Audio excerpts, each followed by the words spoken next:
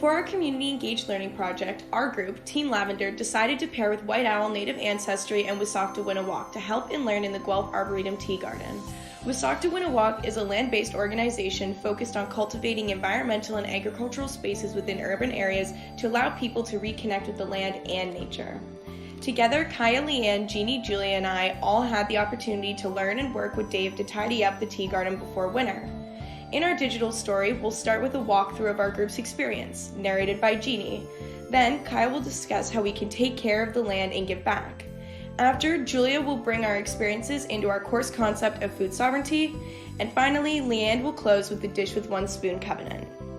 Completing tasks within the tea garden also aligns with elements from an Indigenous knowledge system and the new ecological paradigm, concepts from Sociology 2280. We learned in class that an element of an Indigenous knowledge system is learning by doing and experiencing. For example, the purpose of mulching is to prevent weeds from growing, which allows specific gardening species to thrive for an upcoming season. We learn this by placing ourselves within the natural environment and completing these tasks weekly. Our senses, such as sight, smell, and listening, were used when harvesting sage and yarrow. This further strengthened our understanding of specific plant properties and why they are grown within the garden, regarding local Indigenous culture. The new ecological paradigm emphasizes that humans are but one species and that nature and humans are interdependent.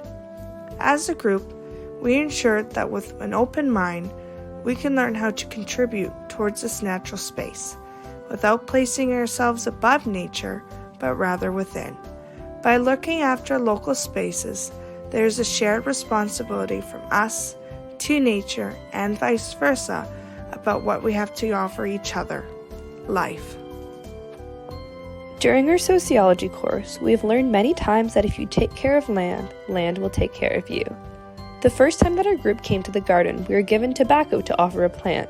This is a way of taking care of land and showing respect for land. We were invited to go sit and introduce ourselves to a plant that we were drawn to. Sitting with a plant for 15 minutes was something different for many of us, but taught us to slow down and get to know where we were going to be working for the next few weeks. Although we did not have access to tobacco in subsequent weeks, we carried this idea of reciprocity throughout our work in the garden. We made sure that we actually connected with the plants around us rather than simply doing the garden work. While working in the tea garden, we got to contribute to food sovereignty in our community. Food sovereignty is the right that peoples have to healthy and culturally appropriate foods, produced through ecologically safe and sustainable methods, and their right to define their own food and agricultural systems. It also ensures that the rights to use lands, territories, and biodiversity are in the hands of those who maintain the produce. For our group, this included harvesting herbs, pruning weeds, and using mulch to protect sage flower beds.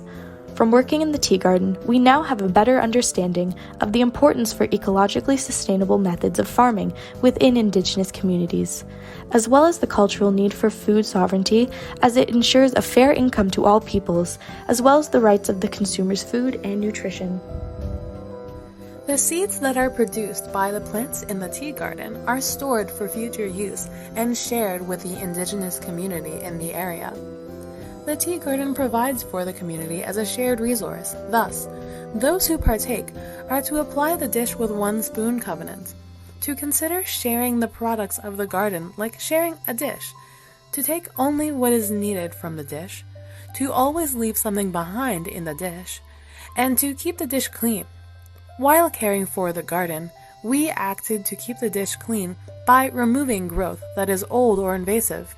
If ever harvesting from the garden, partakers must always leave behind enough to share. Thank you for listening, and we hope you learned something about our time in the garden.